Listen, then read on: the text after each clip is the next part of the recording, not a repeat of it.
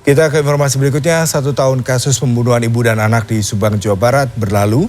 Kepolisian masih belum ada menetapkan tersangka pembunuhan. Ya, sebelumnya beberapa hari yang lalu polisi sempat mengamankan S yang diduga sebagai tersangka. Namun Kabid Humas Polda Jabar, Kombes Ibrahim Tompo menjelaskan dilepaskannya pria berinisial S itu lantaran belum memenuhi syarat sebagai pelaku. S diamankan lantaran ada petunjuk yang dapat polisi berkaitan dengan kasus tersebut.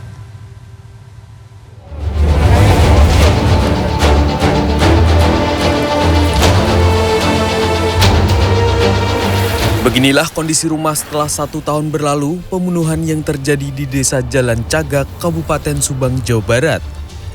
Terhadap TH, wanita berusia 55 tahun, serta anaknya AMR, wanita berusia 23 tahun. Awalnya kasus ini ditangani oleh Polres Subang, kemudian diambil alih oleh Polda Jabar dengan asistensi dari Bareskrim Polri 3 bulan pasca kejadian. Kabid Humas Polda Jabar, Kombes Pol Ibrahim Tompo menyatakan pihak kepolisian saat ini masih berusaha keras untuk mengungkap siapa tersangka dalam kasus ini. Penyidik belum bisa menetapkan tersangka karena tidak ingin gegabah menuduh seseorang tanpa bukti kuat. Dari progres kita ini cukup berjalan agresif ya, karena sampai sekarang kita sudah melakukan pemeriksaan terhadap 126 saksi. Nah, kemudian 121 saksi. Kemudian barang bukti itu sudah sampai 216 barang bukti yang kita sita.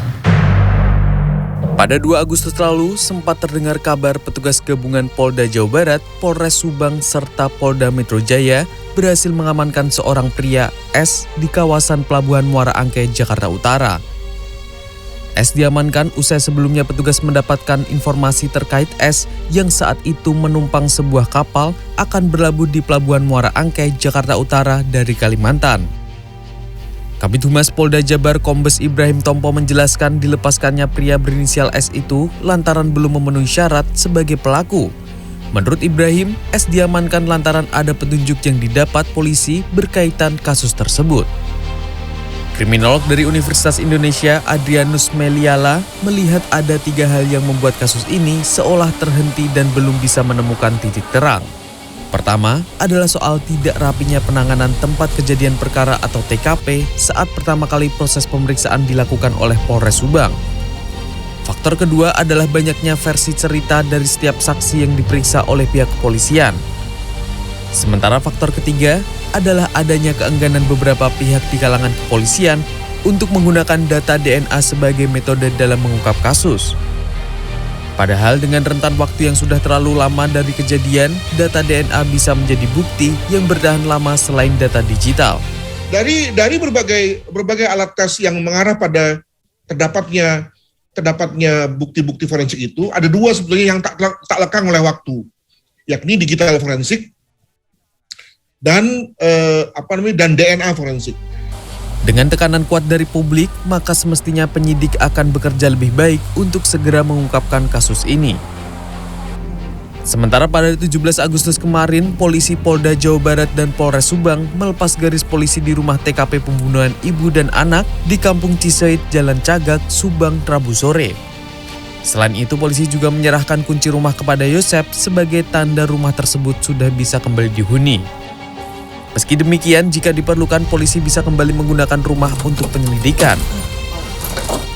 Dengan belum terungkapnya kedua korban anak saya, ini mah hanya alhamdulillah, karena lihat untuk sementara ini kan alhamdulillah mungkin ya.